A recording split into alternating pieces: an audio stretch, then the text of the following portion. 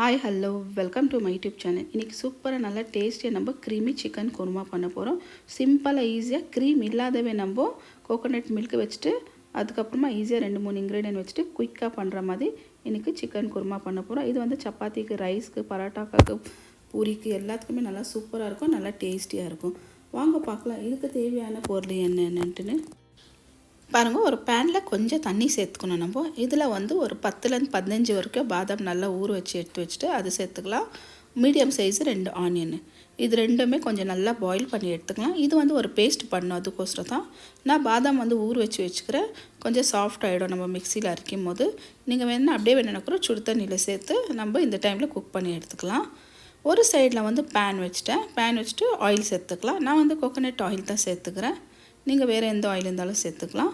இதுக்கு மேலே கொஞ்சம் ஸ்பைசஸ் சேர்த்துக்கலாம்.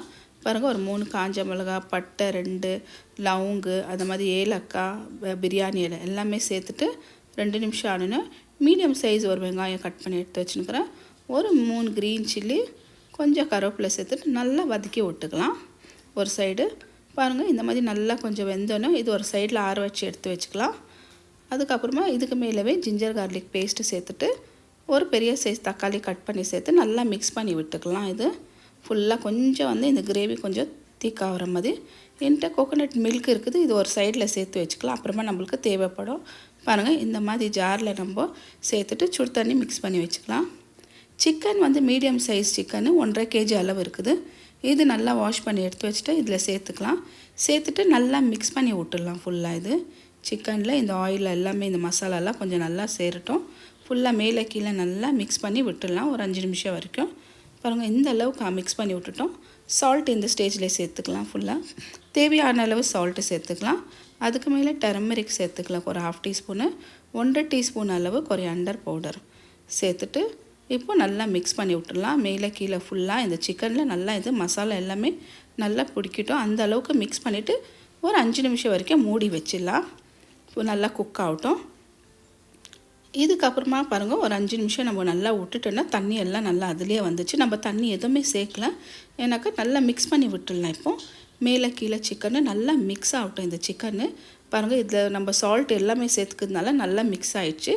இதுக்கு மேலே பாருங்கள், அந்த பாதாமும் அப்புறமா ஆனியன் பேஸ்ட்டு எல்லாமே பண்ணி வச்சுட்டுக்கிறோம். இதில் சேர்த்துட்டு நல்லா மிக்ஸ் பண்ணி விட்டுடலாம். கிரேவி வந்து கொஞ்சம் நல்லா திக்காக இருக்கும், அதுக்கோசரம் தான் நான் அந்த பாதாம் கூட சேர்த்து பேஸ்ட் பண்ணிக்கிறேன். ஆனியன் கூட நல்லா மிக்ஸ் பண்ணி விட்டுடலாம். ஃபுல்லாக நல்லா திக்காக பாருங்கள், பார்க்கவே நல்லா கொஞ்சம் திக்காகவே இருக்குது. பாருங்கள், இந்த அளவுக்கு பாருங்கள் ஃபுல்லாக மிக்ஸ் பண்ணி ஒரு 5 நிமிஷம் நான் மூடி வச்சேன். ஏன்னா ஆனியன் சேர்த்ததுனால அதிலே தண்ணி நல்லா வரும். நம்ம தண்ணி எதுவுமே சேர்க்கல, கொஞ்சமாக அந்த ஜார் மிக்ஸ் பண்ணி சேர்த்தோம் இல்லைங்க, அதுதான். சிக்கன் கூட பாருங்கள் நல்லா ஒரு 80% சிக்கன் நல்லா வெந்தனவே கோகோனட் மில்க்கு நம்ம சுடு தண்ணி சேர்த்து வச்சல இது சேர்த்துக்கணும். இதுக்கு மேலே ஒரு 1/4 டீஸ்பூன் அளவு சுகர் சேர்த்துக்கணும். 1 டீஸ்பூன் அளவு கரம் மசாலா, சின்ன டீஸ்பூன் தான், அவ்வளோதான். 1 டீஸ்பூன் அளவு நெய் திக்காக இருக்கிறதுனால நான் இவ்வளோ தான் எடுத்துருக்குறேன். லிக்விடாக இருந்தால் 1 டீஸ்பூன் எடுத்துக்கலாம். மேலே கொஞ்சமாக கொத்தமல்லி சேர்த்துக்கலாம். பாருங்கள், நல்லா சூப்பராக நல்லா டேஸ்டியாக சிக்கன் சூப்பராக குருமா நம்மளது ரெடி ஆகிடுச்சு. நல்லா சூப்பராக இருக்கும். இது தோசை கூட, இட்லி கூட, சப்பாத்தி, பரோட்டா எல்லாத்து கூடவே நல்லா சூப்பராக நல்லா டேஸ்டியாக நம்மளது சிக்கன் குருமா ரெடி ஆகிடுச்சு. பாருங்கள், பார்க்கவே நல்லா சூப்பராக நல்லா டேஸ்டியாக இருக்குது.